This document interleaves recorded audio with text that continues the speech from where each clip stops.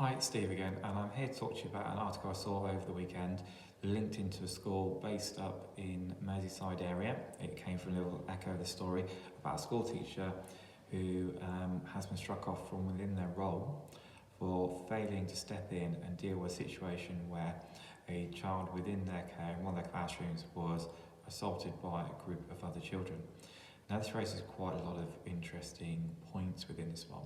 Now I've heard stories of schools locally to me where if a student is attacking another student, then they stand around with a whistle, blow the whistle, trying to get things to stop, which isn't a great way of dealing with things, and very much follows the line of where this one teacher from upcountry, up in the Merseyside area, from what I can understand from the story, saw a student being kicked multiple times by multiple students and actually stood there and did nothing. Now it ends up apparently that member of staff had been threatened by students previously within the month leading up to the situation. But in this scenario, the teacher was struck off for failing to look after and safeguard their student safety. Now this is quite an interesting one because you hear a lot of stories about teachers that are not allowed to do certain things. Now, there's a lot of things teachers can do that people often aren't aware of and often they're not trained to do so.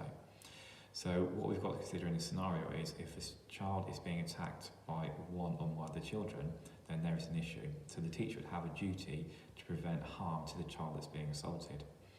But also, what we've also considered from this point of view is the teacher would also have a safeguarding duty for the child or group of children who are attacking the other one. Because we've got to think, the injuries sustained by the child that's being attacked could be quite serious, and that will have an impact on their ability to learn, their confidence in terms of that, and obviously it's saying that the teacher should be trying to prevent. But we've also got to consider is the child or group of children attacking the other child as well. There's a safeguarding duty towards them as well. Because you've got to think about the more severe the attack that is sustained, could there be potential legal implications or criminal implications for that child or other group of children, which that teacher could stop by trying to get involved earlier and trying to prevent and stop the situation. Now obviously, when dealing with any sort of challenging behaviour situation, often there should be training provided, and that's a key thing that's been noted. And in this scenario, the person who was involved, the teacher involved, had received no training at all in any of the roles that they had been within, which is a big worrying situation because when you're dealing with situations where there is a potential risk of violence that goes in, or challenging behaviour, then training must be put in place. So there's a big impact that needs to go back to the school provider there to ensure why the individual was not appropriately trained.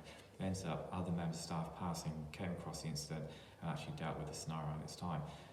But then it goes back to why did the individual teacher not get involved? Yes, we need to consider them looking after their own safety. So could they potentially have become harmed if they got involved? There is that risk there to consider. But what we also need to know is the teacher has that duty of care to all those that have been involved in that scenario. So what you should find is, and a lot of schools do now, is have training on de-escalation and dealing with challenging behaviour, look at ways to review scenarios post-training, so looking at restorative practices training. And the idea here beyond that is to review what's happened, sitting down post-scenario to understand why things have happened, how we can prevent it and come up with suitable punishments from that point of view. But also, most teachers should deliver some form of training in physical intervention skills. This could include things like breakaway, safer holding to ensure safety, to be able to split up fights, break fights out and actually stop fights. But also what we also are aware is a lot of the time, because the time involved in training, the costs are involved, training often is not provided to all staff and certain members of staff within the school are called upon. But in this scenario it shows that because the teacher breached their duty of care, their safeguarding duty by not being trained and not doing anything, if you're in a school where all your staff are not trained and another member of staff comes in that scenario, that very same scenario, and freezes and does nothing, then they're likely to struggle off. But also there's going to be a big health and safety case that's likely to come against the school, and potentially the organisation who funds the school, so the local authority as well, could get involved in terms of looking at training.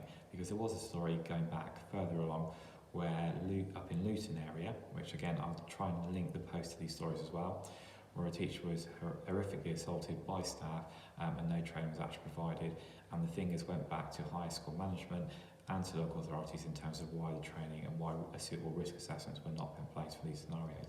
So I will post links for these. So there is a lot of things that can be done, and often things are turned a blind eye, but what we've got to remember is if we're burying our head in the sand, there's a very good chance things might come back to bite you, and depending on your role you could end up losing your profession, which isn't a brilliant thing.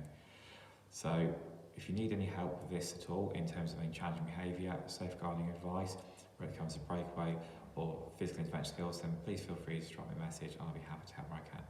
Thank you for listening.